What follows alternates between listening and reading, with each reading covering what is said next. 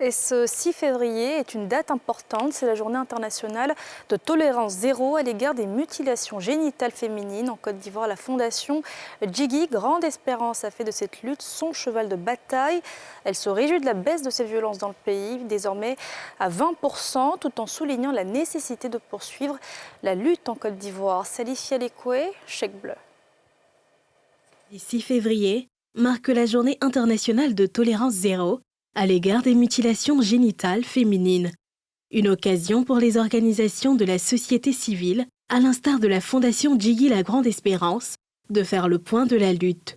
Dans les 31 pays disposant de données de prévalence représentatives au niveau national, environ une fille sur 3 âgée de 15 à 19 ans aujourd'hui a subi cette pratique horrible, contre 1 sur 2 dans les années 1990. En Côte d'Ivoire, cette tendance de recul de la prévalence est aussi observée selon le rapport SIGI 2022.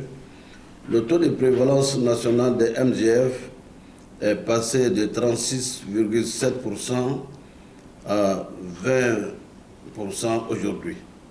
Malgré les progrès enregistrés en Côte d'Ivoire, la vigilance reste de mise, à en croire le premier responsable de cette fondation. En ce mois de février, la Fondation Djigui, La Grande Espérance, lance des activités d'un nouveau projet dénommé Projet d'appui à la promotion de l'abandon des mutilations génitales féminines dans la région du Bafi, dans la sous-préfecture de Gouékan, dans le département de Ouadénou. La presse a un rôle important, déterminant, à jouer dans les activités de promotion de l'abandon des mutilations génitales féminines en Côte d'Ivoire.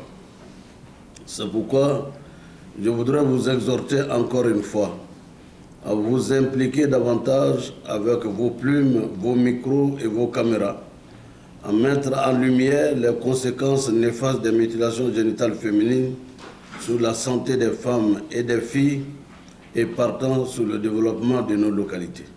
Créée le 4 décembre 2001, la Fondation Djigui La Grande Espérance est une organisation non gouvernementale à caractère social qui vise essentiellement à contribuer à l'amélioration du bien-être des populations avec 3 piliers, à savoir la foi, la solidarité et le développement.